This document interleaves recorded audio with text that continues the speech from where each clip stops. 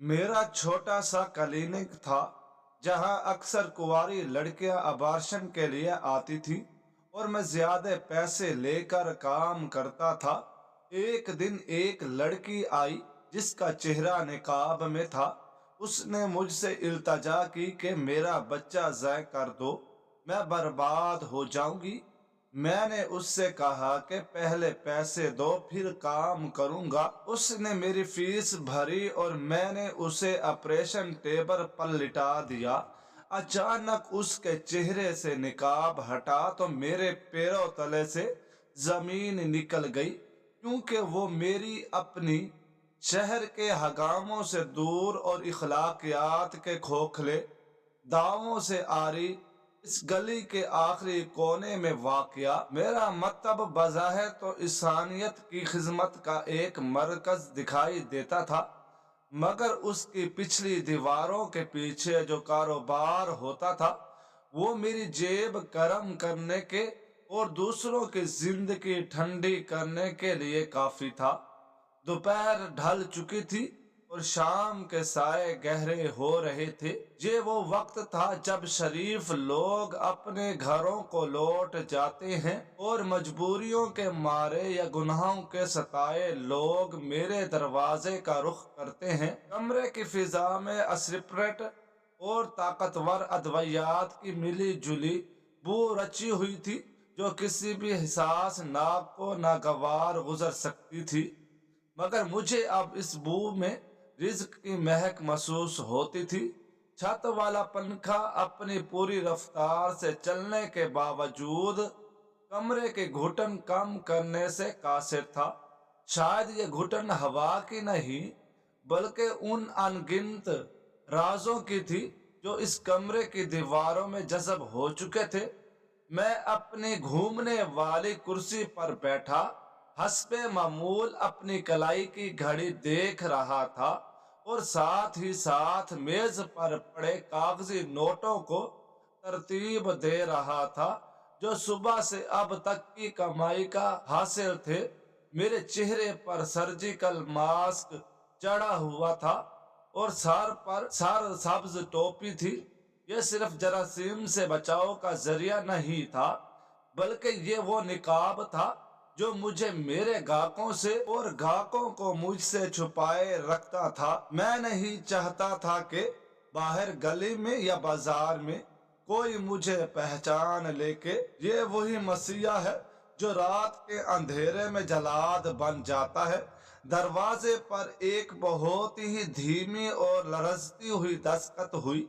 ये दस्तक किसी आम मरीज की नहीं हो सकती थी, क्योंकि आम मरीज दर्द की शिद्दत में दरवाजा पीटता है, जबकि गुनाह या मजबूरी का मारा मरीज इजाजत मांगने के अंदाज में दस्तक देता है। मैंने अपनी कुर्सी को हल्का सा घुमाया और भारी आवाज में अंदर आने की इजाजत दी। दरवाजा खुला और एक सियाह बुर्का पोश वजूद अंदर दाखिल हुआ, जिसके कदमों में लग्जश थी और चाल में बला का खौफ। वो दहलीज पार करते ही वहीं रुक गई, जैसे आगे बढ़ने की हिम्मत न हो।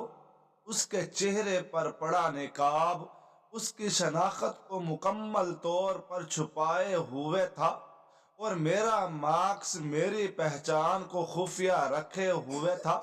हम दोनों के दरमियान सिर्फ चंद गज का फासला था, मगर हकीकत में हम दोनों दो अलग दुनियाओं के बासी थे।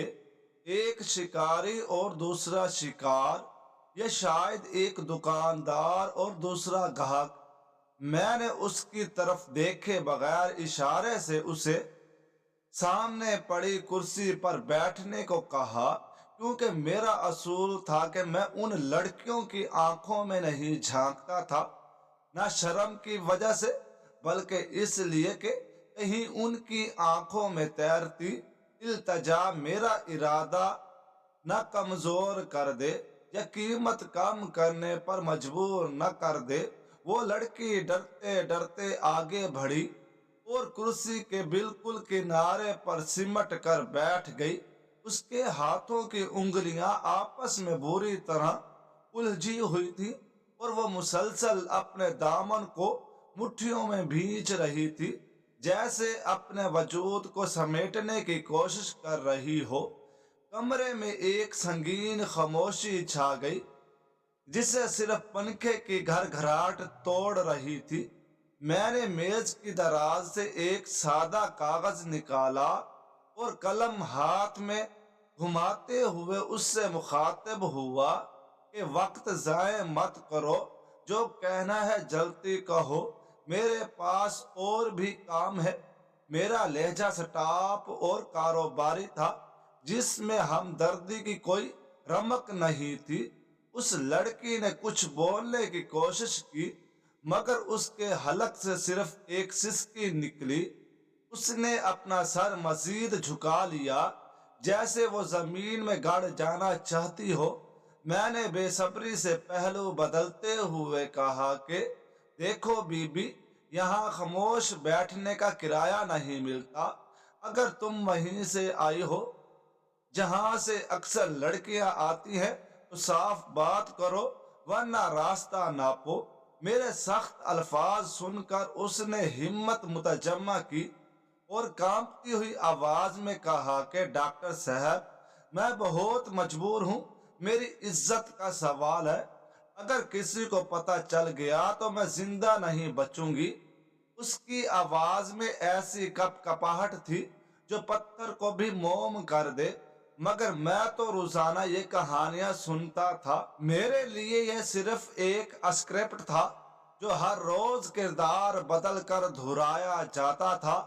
میں نے قلم میز پر پٹکتے ہوئے کہا کہ عزت بچانے کی قیمت ادا کرنی پڑتی ہے، یہاں جذباتی باتیں نہیں چلتی ہیں۔ اگر کام کروانا ہے تو پہلے فیس میز پر رکھو، اور اگر بحث کرنی ہے تو یہ کوئی خیراتی ادارہ نہیں ہے۔ میں اپنی نظریں فائل پر جمائے ہوئے تھا اور وہ اپنی نظریں فرش پر گاڑے ہوئے تھی۔ ہم دونوں ایک دوسرے سے نظریں چرانے میں مصروف تھے، میں اپنی ہوس زر کی وجہ سے اور وہ اپنی ندامت کی وجہ سے۔ اس نے اپنے لرزتے ہوئے ہاتھوں سے برقعے کے اندر چھپا ہوا ایک چھوٹا سا مخملی بٹوا نکالا اور اسے میز پر الٹ دیا۔ کچھ مڑے تڑے نوٹ اور سونے کی 2 بالیاں میز کے شیشے والی سطح پر بکھیر گئی۔ میں نے کنگھیوں سے اس سونے کی چمک کو دیکھا تو میرے دل میں لالچ کی ایک لہر دوڑ گئی۔ یہ منہ مانگی قیمت سے زیادہ تھا۔ اس لڑکی نے روتے ہوئے کہا کہ میرے پاس بس یہی ہے، یہ میری ماں کی آخری نشانی تھی، مگر اب میری جان اور آبرو بچانے کے لیے یہ میرا کل اثاثہ ہے۔ میں آپ کے ہاتھ جوڑتی ہوں، میرا مسئلہ حل کر دے، میں زندگی بھر آپ کا احسان نہیں بھولوں گی۔ میں نے اطمینان سے نوٹ گنے اور سونے کی بالیوں کو ہاتھ میں تول کر ان کا وزن جانچنے کی کوشش کی۔ میرا چہرہ ماسک کے پیچھے چھپا ہوا تھا، اس لیے وہ میرے ہونٹوں پر کھیلنے والی طنزیہ مسکراہٹ کو نہیں دیکھ سکتی تھی۔ میں سوچ رہا تھا کہ لوگ اپنی تھوڑی سی عیاشی کی خاطر اپنی نسلیں اور اپنی ماؤں کی نشانیاں تک لٹا دیتے ہیں۔ میں نے وہ سب کچھ سمیٹ کر اپنی میز کی دراز میں ڈالا اور دراز کو تالا لگاتے ہوئے ایک عجیب سا سکون محسوس کیا۔ آج کی دہاڑی لگ گئی تھی اور گھر جا کر میں اپنی بیٹی کے لیے وہ تحفہ خرید سکتا تھا جس کی فرمائش اس نے صبح ناشتے کی میز پر کی تھی۔ مجھے اپنی بیٹی کا خیال آیا تو دل میں ایک لمحے کے لیے نرمی آئی کہ یہ لڑکی بھی تو کسی کی بیٹی ہوگی، مگر میں نے فوراً اس خیال کو جھٹک دیا کہ یہ میرا مسئلہ نہیں ہے، میرا کام صرف صفائی کرنا ہے، گندگی پھیلانا نہیں۔ میں اپنی جگہ سے اٹھا اور دیوار پر لٹکا ہوا اپنا سفید کوٹ درست کیا۔ اس دوران وہ لڑکی وہیں سر جھکائے بیٹھی رہی، اس کا پورا جسم خوف سے کانپ رہا تھا۔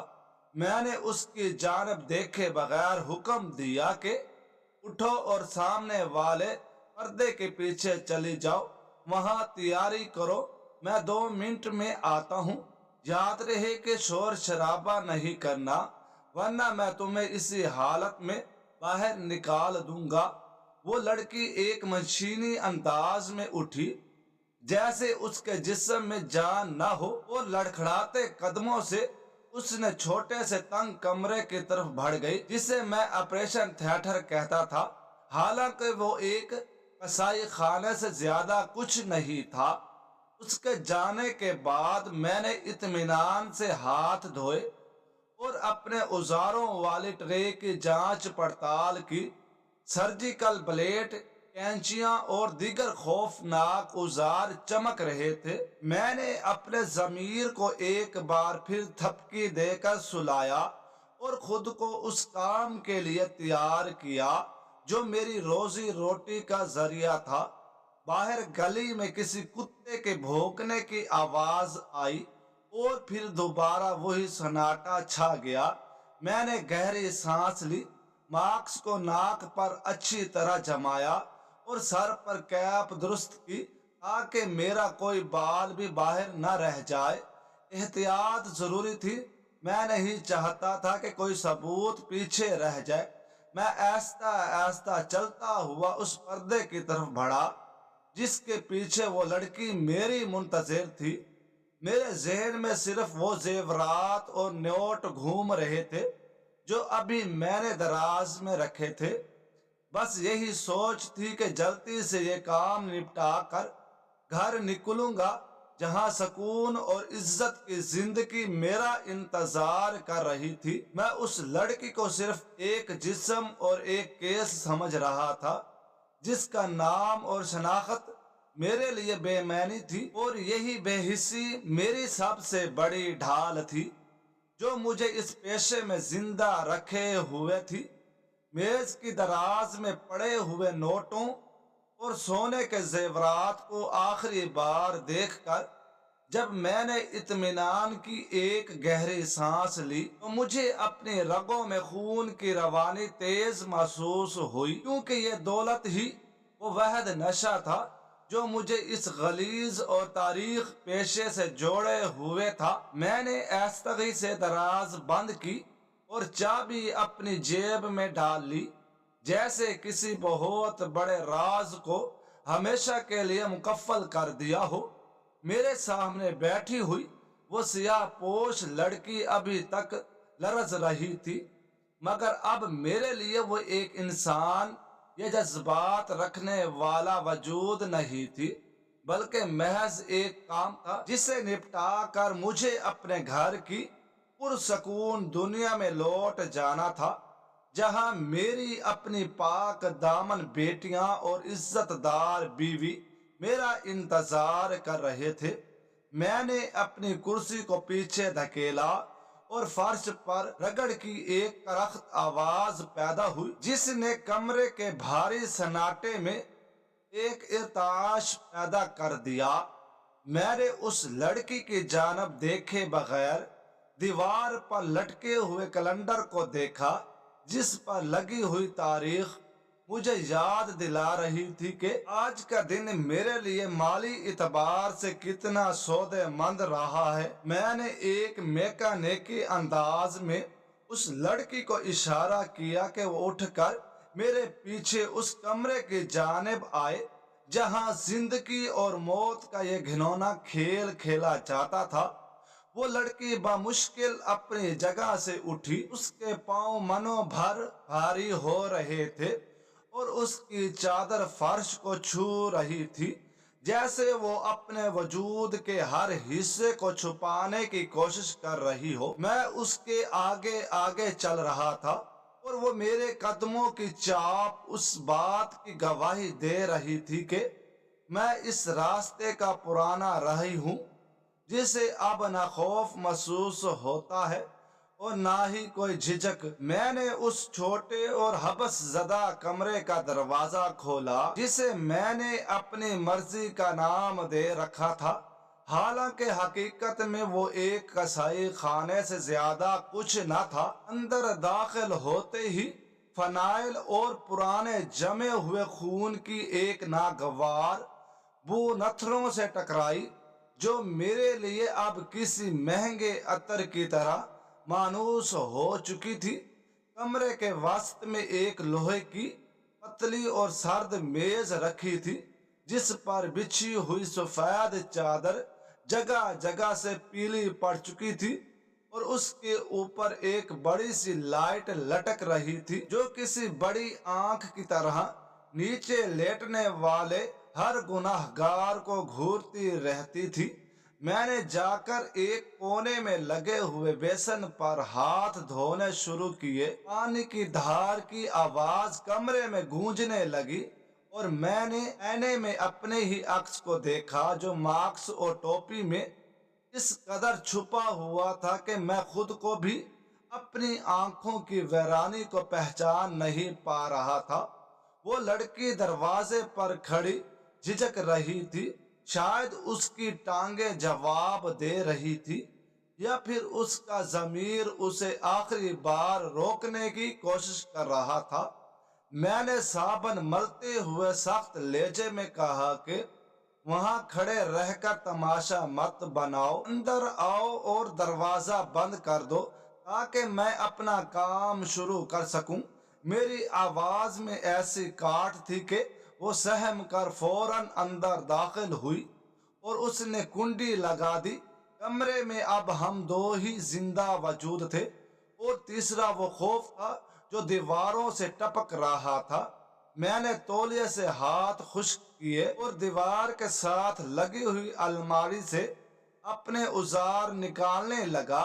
اسٹیل کی چمکدار کینچیاں، مشتر اور چمٹیاں ایک ٹرے میں رکھتے ہوئے پیدا ہونے والی کھنک کی آواز نے اس لڑکی کے بدن میں ایک جھرجھری پیدا کر دی۔ میں نے کنگھیوں سے دیکھا کہ وہ اپنے سینے پر دونوں ہاتھ باندھے کھڑی ہے، اور اس کی آنکھیں نقاب کے پیچھے سے خوف زدہ ہرنی کی طرح ادھر ادھر دیکھ رہی ہے۔ میں نے دل ہی دل میں سوچا کہ یہ لڑکیاں بھی کمال کرتی ہیں، پہلے سب کچھ داؤ پر لگا دیتی ہیں، اور پھر نتائج بھگتنے کا وقت آتا ہے تو مظلومیت کا لبادہ اوڑھ لیتی ہیں۔ مجھے اس پر ترس نہیں بلکہ غصہ آ رہا تھا، کیونکہ اس کے سست راوی کی وجہ سے میرا وقت ضائع ہو رہا تھا۔ میں نے ٹرے کو میز کے قریب رکھا اور اسے حکم دیا کہ جوتے اتار کر اس میز پر لیٹ جاؤ، اور یاد رہے کہ نقاب ہٹانے کی ضرورت نہیں ہے۔ مجھے تمہاری شکل دیکھنے کا کوئی شوق نہیں ہے، بس سیدھی لیٹی رہنا اور ہلنا مت، ورنہ تکلیف کے ذمہ دار تم خود ہوں گی۔ میرے الفاظ سن کر اس نے لرزتے ہاتھوں سے اپنے جوتے اتارے، اور بہت مشکل سے اس نے اونچی میز پر چڑھنے لگی۔ اس کا ہر انداز بتا رہا تھا کہ وہ کس قدر مجبوری اور دباؤ کے تحت یہاں آئی ہے، مگر میرے لیے یہ کوئی نئی بات نہیں تھی۔ روزانہ کتنی ہی لڑکیاں اسی طرح ڈرتی اور کانپتی ہوئی یہاں آتی تھی، اور پھر خالی پیٹ اور بوجھل قدموں کے ساتھ واپس لوٹ جاتی تھی۔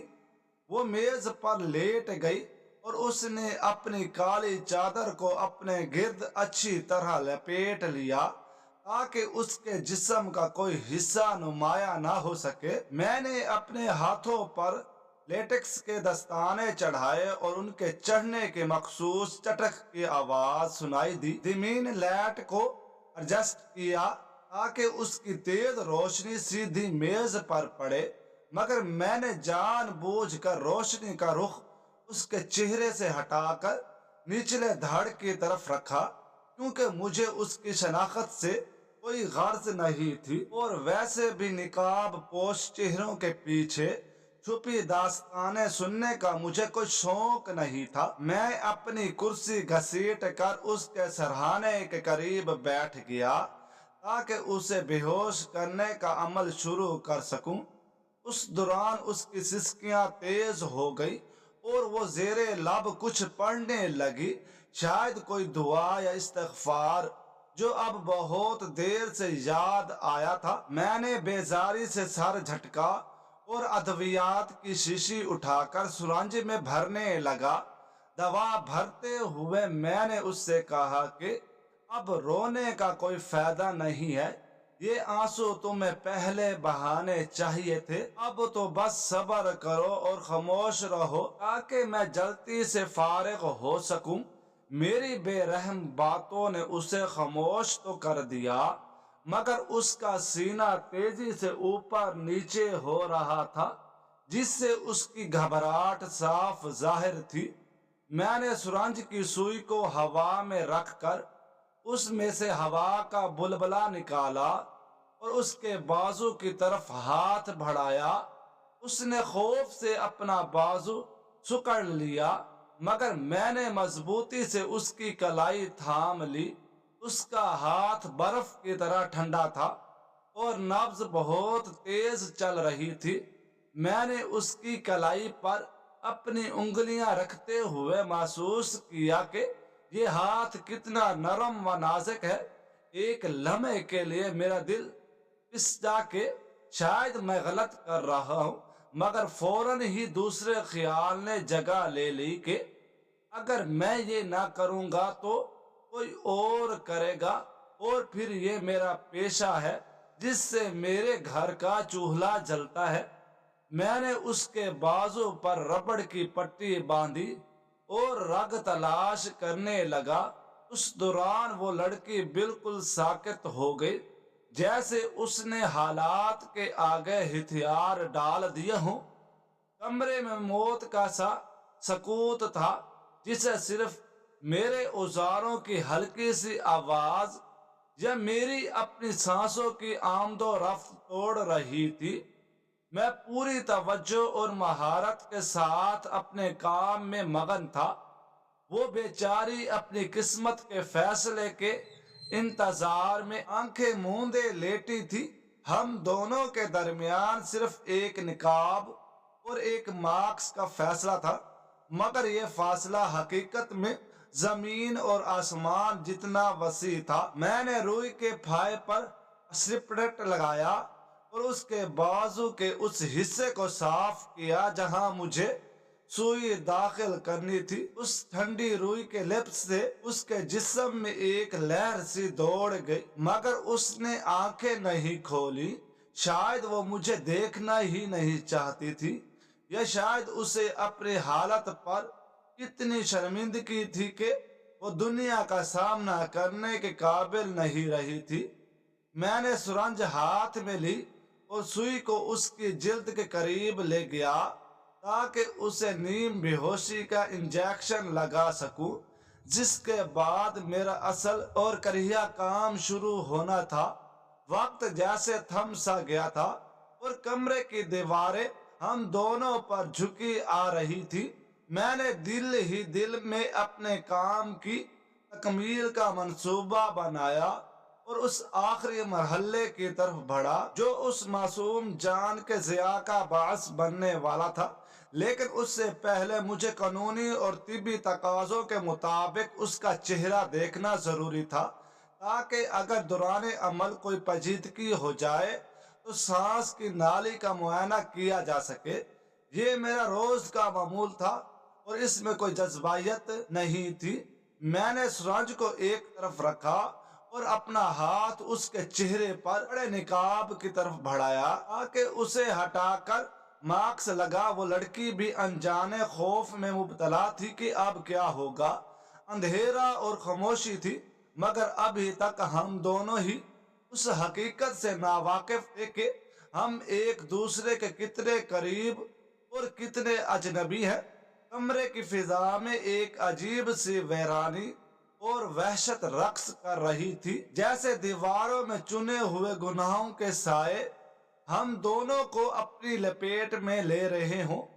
میں نے اپنے ہاتھوں میں تھامی ہوئی دوا کی شیشی کو روشنی کے رخ پر کر کے دیکھا تو اس کے اندر تیرتا ہوا شفاف مائع مجھے کسی زہر کی طرح دکھائی دیا۔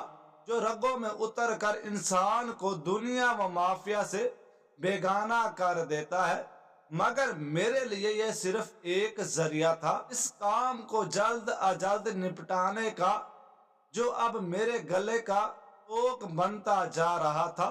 वो लड़की मेज पर इस तरह बेजान पड़ी थी जैसे कोई लावारिस लाश हो जिसे कफन पहनाकर कब्र में उतारने की तैयारी की जा रही हो।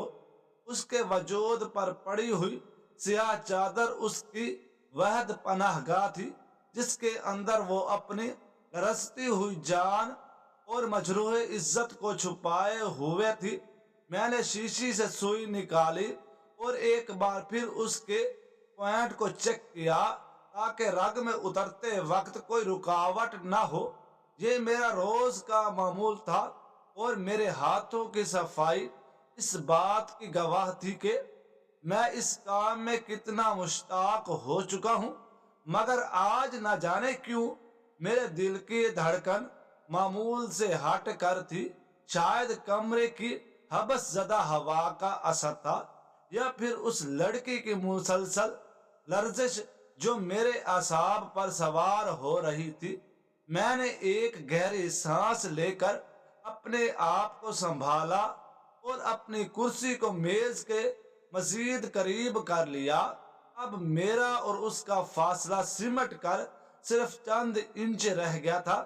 मैं उसकी तेज चलती हुई सांसों की आवाज साफ सुन सकता था, जो निकाब के पीछे से किसी जख्मी परिंदे की फड़फड़ाहट की तरह आ रही थी। मैंने दिल ही दिल में झंझलाकर सोचा कि ये लड़कियां भी अजीब होती हैं। पहले तो बड़े शौक से आग में कूद पड़ती हैं और जब वो आग दामन जला देती है तो फिर राख को छुपाने के लिए मेरे जैसे लोगों के दर पर आकर आंसू बहाती हैं। मेरे दिल में हमदर्दी का कोई जज्बा नहीं था, बल्कि एक तरह की तस्हीक थी कि ये सब उनके अपने करतूतों का नतीजा है और मैं तो सिर्फ उनकी मदद कर रहा हूँ और उस मदद की मुंह मांगी कीमत वसूल कर रहा हूँ। मैंने सुई को एक छोटी ट्रे में रखा और अपने दस्ताने चढ़ाए, हाथों को आपस में रगड़ा ताकि उनमें कुछ गर्माइश आ जाए, क्योंकि मेरे हाथ बर्फ की तरह ठंडे हो रहे थे और मुझे डर था कि कहीं मेरे ठंडे हाथों का लिप्स उसे चुंका न दे। मैंने उसके सरहाने खड़े होकर उसे एक नजर देखा। वो अभी तक आंखें बंद किए पड़ी थी और उसके होंठ शायद कुछ बड़बड़ा रहे थे। मुझे उसकी दुआओं या बददुआओं से कोई सरोकार नहीं था।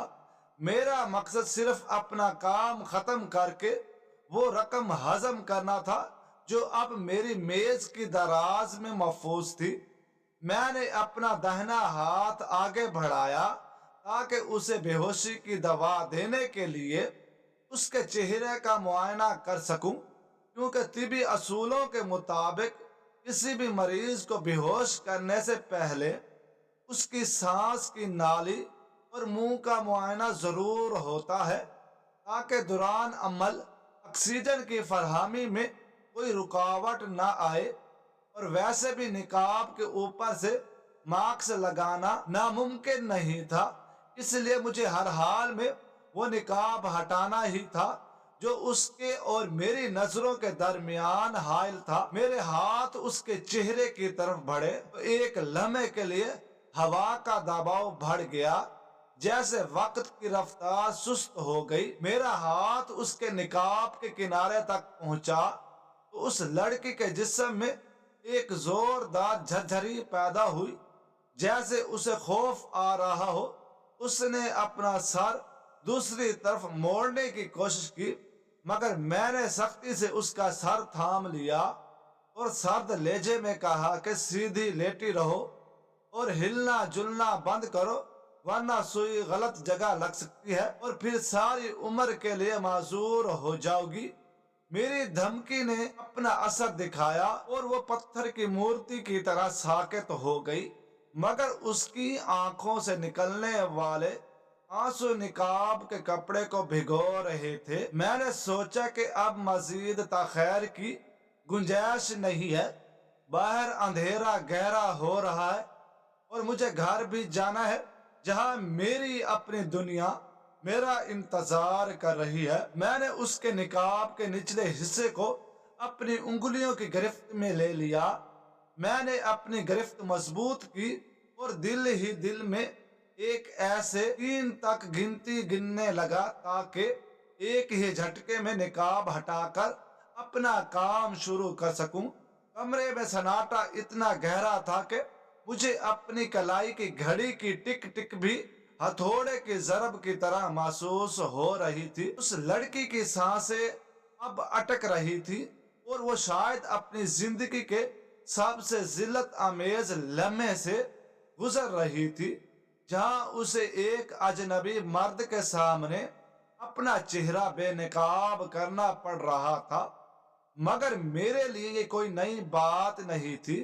मेरे लिए वो सिर्फ गोश्त पोस्त का एक ढांचा थी जिसकी मुरम्मत करके मुझे पैसे खरे करने थे। मेरा हाथ फिजा में उठा और मैंने निकाब को ऊपर खींचने का इरादा ही किया था कि बिजली का वोल्टेज कम होने की वजह से छत पर लगी लाइट एक लम्हे के लिए टिमटिमाई और फिर दोबारा रोशन हो गई। उस एक सेकंड के अंधेरे ने मेरे दिल में एक अनजाना सा खौफ पैदा कर दिया और दोबारा पूरी कुव्वत इरादी के साथ उसके चेहरे की तरफ झुका। मेरा हाथ अब उसके निकाब की गिरह तक पहुंच चुका था और बस एक हल्की सी जन्बश की देर थी कि वो पर्दा हट जाता जो उसकी शनाख्त को दुनिया से छुपाए हुए था। मुझे जरा भी अंदाजा नहीं था कि मैं कपड़ा नहीं बल्कि अपनी किस्मत का पर्दा चाक करने जा रहा हूँ और उसके पीछे जो हकीकत छुपी है वो मेरी पूरी जिंदगी को राख कर देगी। मैंने एक लंबी सांस ली और अपनी उंगलियों को उसके निकाब में पेवस्त कर दिया। अब वापसी का कोई रास्ता नहीं था। काम शुरू हो चुका था और उसे अंजाम तक पहुंचाना मेरी मजबूरी और जरूरत दोनों बन चुका था। वो लड़की भी शायद समझ चुकी थी कि अब मज़ाहमत का कोई फायदा नहीं है, इसलिए उसने अपनी मुट्ठियों को बीच लिया और आंखें मजीद जोर से बंद कर ली, जैसे वो आने वाले तूफान का सामना करने के लिए खुद को तैयार कर रही हो। हम दोनों एक दूसरे से अनजान एक ही कश्ती में सवार थे जो तबाही के दहाने पर पहुंच चुकी थी और बस अब टकराने ही वाली थी। मेरा हाथ उठा और मैंने निकाब खींचने के लिए जोर लगाया। ये वो आखिरी लम्हा था जब तक मैं एक मगरूर और बेहिस डॉक्टर था और वो एक गुमनाम गुनहगार लड़की थी।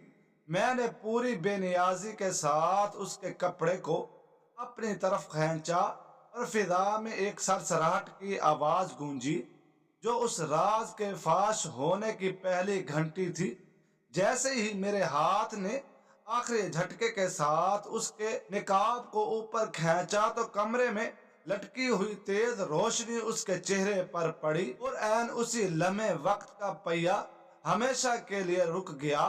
मेरे हाथ से वो कपड़ा छूटकर हवा में लहराता हुआ जमीन पर गिरा और साथ ही मेरे दूसरे हाथ में थामी हुई सुरंज और औजारों की ट्रे एक जोरदार धमाके के साथ फर्श पर बिखर गई, जिसकी आवाज कमरे के सन्नाटे में किसी बम के फटने जैसी थी। मेरे पैरों तले से जमीन निकल गई और मेरे हलक में जैसे कांटे उग आए। मैं पत्थर का होकर रह गया क्योंकि मेरे सामने ऑपरेशन टेबल पर पड़ी हुई वो लड़की कोई गुमनाम गाहक या कोई आवारा औरत नहीं थी, बल्कि वो मेरी अपनी अकलौती बेटी थी। मेरी वो लाडली जिसे मैं अपनी इज्जत का निशान और अपनी आंखों की ठंडक समझता था। वो बेटी जिसे मैंने सुबह खुद माथे पर बोसा देकर रुखसत किया था और जिसे मैं दुनिया की पाकीज़ा तरीन हस्ती समझता था, आज वही मेरे उस गुनाहों के अड्डे पर मेरे ही सामने बेआबरू पड़ी थी। मेरे दिमाग में एक तूफान बर्पा हो गया और मेरी आंखों के सामने अंधेरा छाने लगा। मुझे लगा कि शायद मैं कोई भयानक ख्वाब देख रहा हूँ और अभी मेरी आंख खुल जाएगी, मगर ये ख्वाब नहीं था। ये वो हकीकत थी जो मेरे गुनाहों की सजा बनकर मेरे सामने खड़ी थी। मेरी बेटी जो शायद नशा आवर दवा के असर या फिर मेरे औजारों की गिरने की आवाज से होश में आ रही थी, उसने अपनी भारी पलकें उठाई और नीम आंखों से रोशनी की तरफ देखा। उसे शायद अभी तक अंदाजा नहीं था कि उसका निकाब हट चुका है और उसका राज फाश हो चुका है, मगर जैसे ही उसकी नजरें मुझ पर पड़ी तो उसके जिस्म में एक करंट सा दौड़ गया। मैं अगरचा मास्क और टोपी में छुपा हुआ था, मगर बाप और बेटी के दरमियान खून का रिश्ता इतना गहरा होता है कि वो रूह की गहराइयों तक पहचान लेता है। उसकी नजरें मेरी आंखों में गड़ गई और फिर उसकी नजर मेरे लरजते हुए हाथों पर पड़ी जिनमें अभी तक दस्ताने चढ़े हुए थे, और फिर उसकी निगाह मेरी कलाई पर बांधी उस घड़ी और उंगली में पहनी उस अंगूठी पर जम गई जिसे वो बचपन से पहचानती थी। उसके चेहरे का रंग जो पहले ही जर्द था अब बिल्कुल सफेद पड़ गया, जैसे उसके जिस्म से खून निचोड़ लिया गया हो। उसके मुंह से एक बेआवाज चीख निकली और उसने तड़प कर अपने दोनों हाथ अपने चेहरे पर रख लिए ताकि वो मुझे ना देख सके और मैं उसे ना देख सकूं। ये वो लम्हा था जब शर्मिंदगी और जिल्लत की इंतहा हो गई थी। मैं वो बाप था जो दूसरों की बेटियों के ऐबों का सौदा करता था, और आज कुदरत ने मेरे अपने ऐब को इस तरह चुराहे पर ला खड़ा किया था कि मेरे पास छुपने की कोई जगह नहीं थी। मुझे अचानक याद आया कि वो जेवर जो थोड़ी देर पहले मैंने बड़ी बेहिस्सी और लालच के साथ अपनी मेज की दराज में रखा था, वो दरअसल मेरी ही मरहूम बीवी का था, जो मैंने अपनी बेटी को उसकी 18वीं सालगिरह पर तोहफे में दिया था। और वो नोट जो मैंने गिन कर अपनी जेब गरम की थी, वो मेरी ही कमाई थी जो मैंने उसे खर्च के लिए दी थी। मैं अपने ही घर को अपने हाथों से लूट रहा था और अपनी ही नस्ल को अपने हाथों से कत्ल करने जा रहा था। मेरे घुटनों में जान ना रही और मैं लड़खड़ा कर पीछे दीवार के साथ जा लगा। मेरी आंखों से आंसुओं का सैलाब जारी हो गया जो मार्क्स के अंदर ही जज़ब हो रहा था, मगर मेरी बेटी की हालत मुझसे भी बदतर थी। वो वहां पड़ी थर थर कांप रही थी और उसकी हिचकियां बंध गई थी। वो बाप जिसे वो अपना मुहाफिज और साहिबान समझती थी, आज उसके सामने एक कसाई के रूप में खड़ा था, और वो बेटी जिस पर बाप को नाज था, आज वो उसके काले धंधे की गाक बनकर आई थी।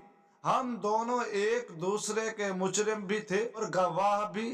कमरे की फिजा में शर्मिंदगी का धुआं इतना गहरा था कि सांस लेना महाल हो रहा था। न मैं उसकी तरफ बढ़ सकता था, न वो मेरी तरफ देख सकती थी। हम दोनों के दरमियान इज्जत, मान और एतबार के सारे रिश्ते टूट कर फर्श पर बिखरे हुए उन उजारों की तरह बेकार हो चुके थे। मुझे अपने आप से घिन आने लगी कि मैंने पैसे के हवस में क्या कुछ नहीं किया।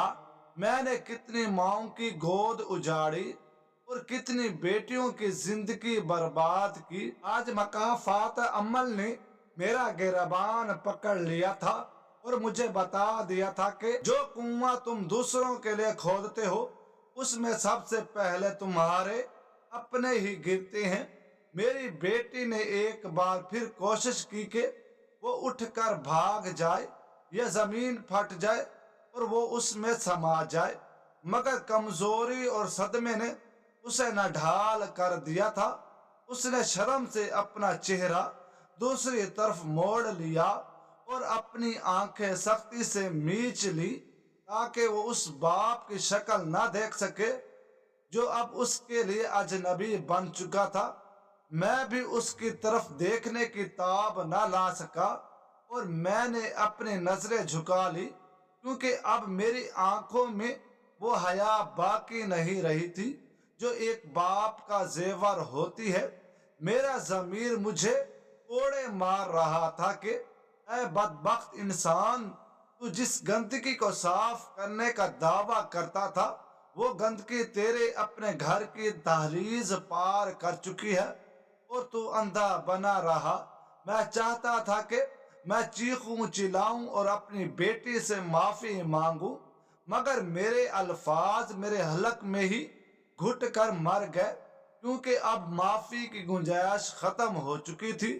ये वो मकाम था जहां अल्फाज बेमानी हो जाते हैं और सिर्फ खामोशी और आंसू रह जाते हैं। हम दोनों एक ही कमरे में मौजूद थे, मगर हमारे दरमियान मीलों का फासला हायल हो चुका था। एक ऐसा फासला जो अब शायद पूरी जिंदगी तय नहीं हो सकता था। मैंने कांपते हाथों से अपने चेहरे से मास्क नोच कर फेंक दिया और दीवार के सहारे जमीन पर बैठ गया, क्योंकि अब मैं इस काबिल नहीं रहा था कि अपनी बेटी के सामने खड़ा हो सकूं। वो भी मुंह फेरे पड़ी थी और उसके वजूद का हर हिस्सा शर्मिंदगी की आग में जल रहा था। हम दोनों एक दूसरे से हमेशा के लिए नजरें चुरा ली थी, क्योंकि गुनाह और नदामत का बोझ इतना भारी था कि हम एक दूसरे की आंखों में आंखें डालने की हिम्मत खो चुके थे और कमरे में फैला हुआ सन्नाटा अब हमारी बर्बादी का अनुभव पड़ रहा था। नाजरीन, आपको आज की हमारी ये कहानी कैसी लगी? कमेंट बॉक्स में अपनी कीमती राय का इजहार जरूर कीजिएगा। वीडियो पसंद आए तो वीडियो को लाइक और दूसरों के साथ शेयर जरूर करें। मजीद इस तरह के सबक आमूज कहानियाँ और वाकयात सुनने के लिए हमारे चैनल AQ स्टोरीज को जरूर सब्सक्राइब करें। शुक्रिया। अल्लाह हाफिज।